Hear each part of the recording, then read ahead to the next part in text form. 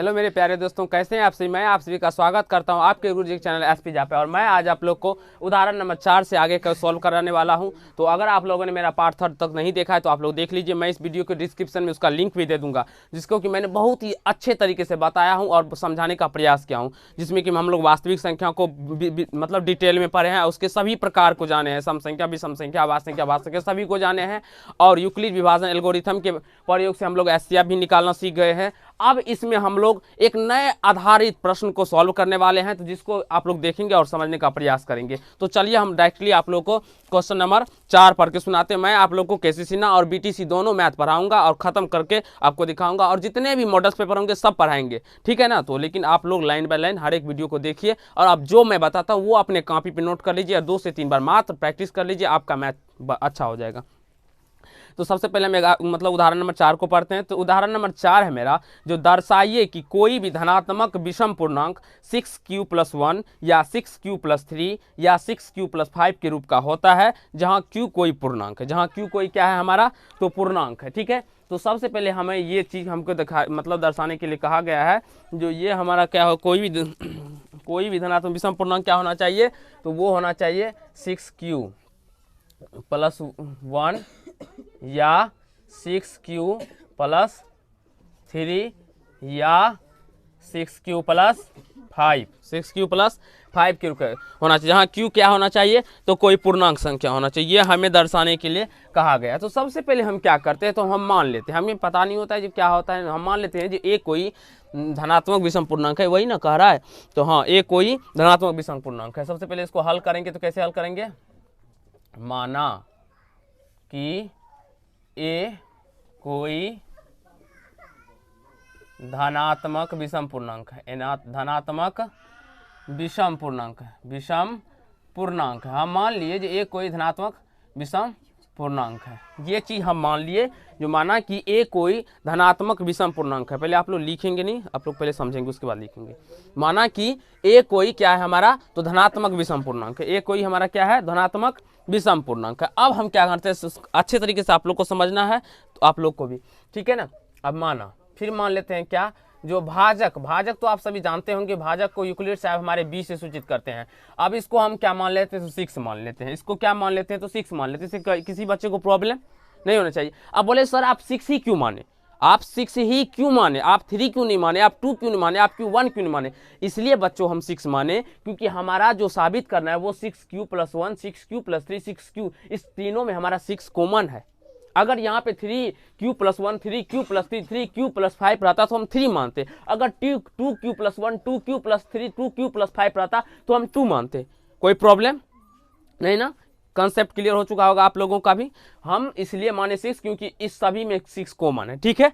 अब इससे आगे सॉल्व करते हैं। तो हम सभी को ये चीज तो पता है, जो भाजक b बराबर 6 होता है, ठीक है। अब यूक्लिड विभाजन प्रमेयिका से, यूक्लिड विभाजन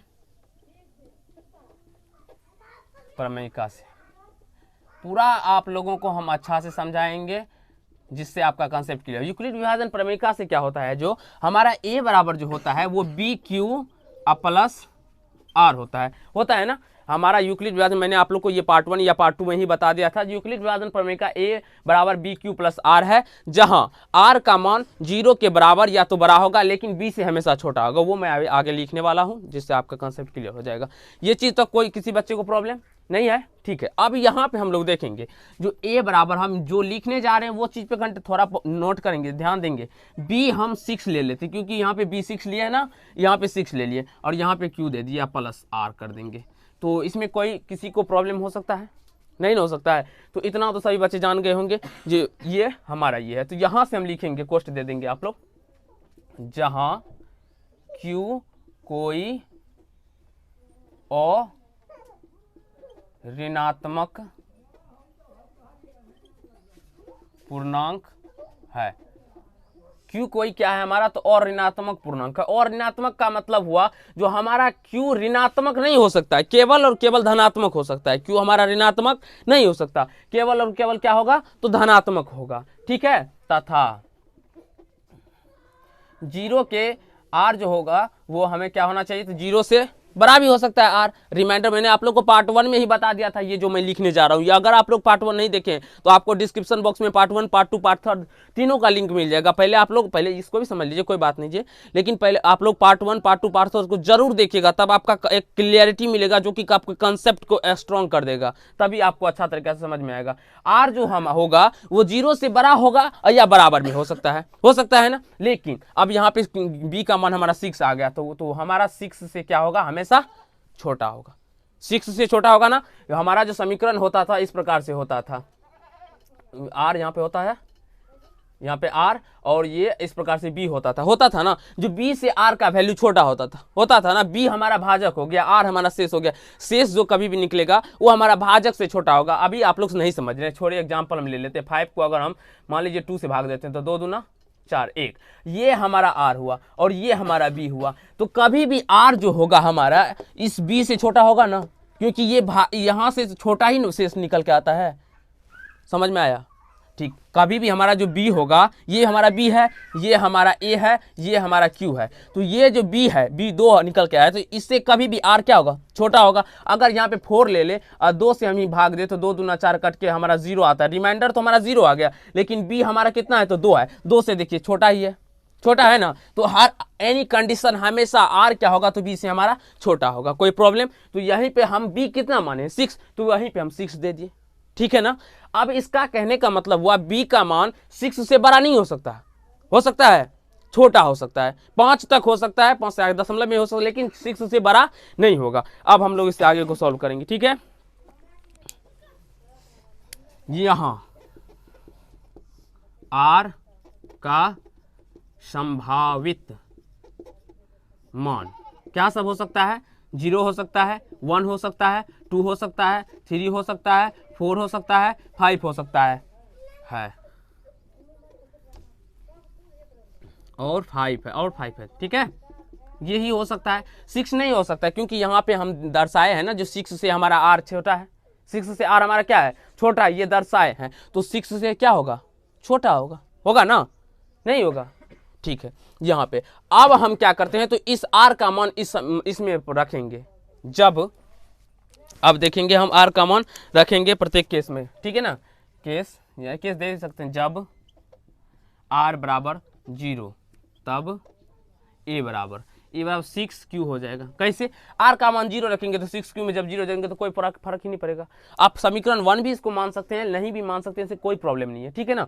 अब देखिए, जब आर बराबर 1 तब ए बराबर क्या हो जाएगा, 6Q प्लस 1 हो जाएगा, क्योंकि आर की जगह पर हम 1 रख दिए।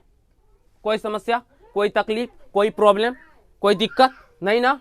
अब हम यहाँ पे 5 तक है ना, 5 तक सबका मान रखेंगे और इसी से हमारा निकल के आएगा। जब आर बराबर 2 हो तब तो ए बराबर क्या हो जाएगा, 6Q प्लस 2 हो जाएगा। कोई दिक्कत नहीं, आर का मान रख लें खाली। ठीक है ना।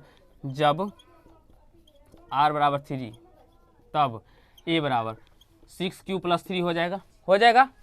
जब आर बराबर 4 तब ए बराबर 6Q प्लस 4 हो जाएगा। आशीष अभी मत उतारो, जब एग्जाम में आपसे पूछा जाएगा तब आप मुंह बात दोगे, तब कौन गिनते रहना। ठीक है ना।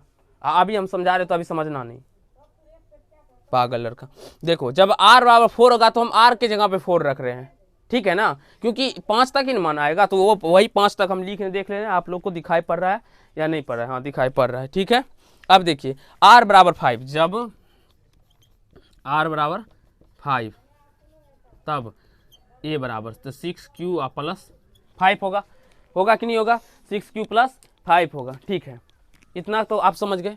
अब हम यहाँ से अगर मान लेते हैं 1 Q का मान 1 रखें, तो 1 रखेंगे तो इसका मान 6 निकल के आएगा ना। अब यहाँ पे मान लीजिए 1 रखेंगे तो ये 6 2 8 आ जाएगा ना। इसका रखेंगे तो 1 रखेंगे तो 6 और प्लस 4 10 आ जाता है ना। लेकिन हम देखेंगे तो 6 8 और 10 ये क्या है, ये हमारा सम पूर्णांक संख्या है। हमें क्या साबित करना है, जो विषम पूर्णांक साबित करना है ना। इसका कहने का मतलब, हमारा कहने का मतलब यही हुआ, जो ये कहने का मतलब 6 ये और ये हमारा सम पूर्णांक संख्या नहीं है। है संपूर्णांक संख्या? नहीं नहीं, क्योंकि आप अगर q का वैल्यू एक ही रखेंगे ना तो ये हमारा समपूर्णांक लाता है, जो कि 6, 8 और 10 इस प्रकार से आता है। 2 रखेंगे तो बड़ा आएगा, 3 रखेंगे तो बड़ा आएगा ना, तो ये हमारा नहीं होगा, ये तीनों संख्या नहीं होगा। तो हम लिखेंगे यहाँ पे, क्या लिखेंगे, एक सेकेंड, यहाँ पे लिखेंगे जो 6q, यहाँ 6q, 6q प्लस 2 और 6q प्लस 4, 6q प्लस 4 क्या है, सम संख्या है,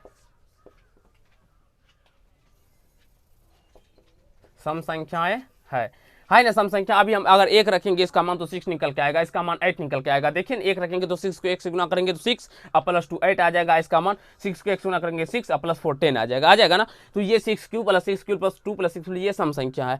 हमें साबित करना था तो 6q प्लस 1 या 6q प्लस 3 या 6q प्लस 5। अगर इसमें भी 1 रखेंगे ना, आप यहाँ पे 1 रखेंगे तो 6 प्लस यहाँ पे 1 रखेंगे तो इसका वैल्यू कितना, 61 नहीं होगा, यहाँ पे गुना में q है, ये समझ लेना। तो 6 गुना 1 प्लस 1, तो 6 के जब हम 1 से मल्टीपल करेंगे ना तो वो 6 आएगा, और फिर जब हम 1 ऐड करेंगे उसमें तो वो 7 आ जाएगा, और 7 हमारा विषम संख्या है, ठीक है ना। और विषम संख्या तो इस प्रकार से ये हो जाएगा।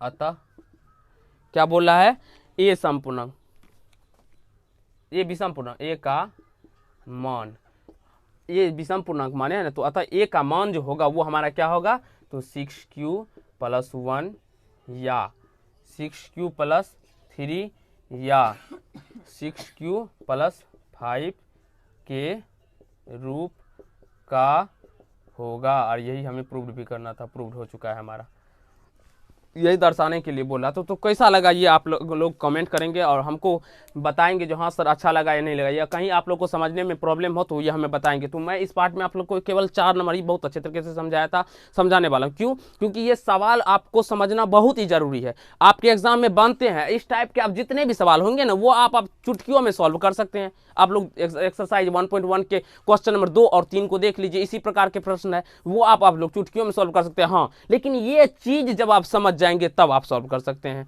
ठीक है ना। अगर आप लोग को अच्छा लगा तो लाइक कीजिएगा, कमेंट कीजिएगा और शेयर कीजिएगा। अगर मेरे चैनल पे नए हैं तो चैनल को सब्सक्राइब कर लीजिएगा और बेल आइकन को भी प्रेस कर लीजिएगा, जिससे मेरे हर एक वीडियो का नोटिफिकेशन आप तक पहुंचता रहे। तो धन्यवाद दोस्त। इस पार्ट में हम लोग क्वेश्चन नंबर 4 को ही समझने वाले हैं। नेक्स्ट पार्ट क्योंकि बड़ा हो जाता है वीडियो तो बहुत सारे बच्चे को बोरिंग होने लगता है, तो बहुत सारे में बच्चे कमेंट करते हैं सर छोटा छोटा ही वीडियो डालिए, बट हम जो कि इसमें 1 ही 2 प्रश्न करवाइए जो हमें समझ में आ जाए और बहुत ही अच्छा कंसेप्ट भी मिले हमको। तो इसीलिए मैं उन सभी बच्चों के लिए भी और आप लोगों के लिए भी, अगर आप लोग बोलेंगे तो मैं आप लोग के लिए एक्सरसाइज के जितने प्रश्न होंगे वो सभी का एक पार्ट में वीडियो का अपलोड करूंगा, बट उदाहरण का मैं छोटा छोटा ही वीडियो बनाऊंगा, जिससे आपको समझने में भी कष्ट मतलब प्रॉब्लम भी नहीं होगा और आप लोग बना भी लेंगे। तो धन्यवाद दोस्त। इस पार्ट में लोग इतना ही करेंगे, नेक्स्ट पार्ट में से आगे को सॉल्व करेंगे।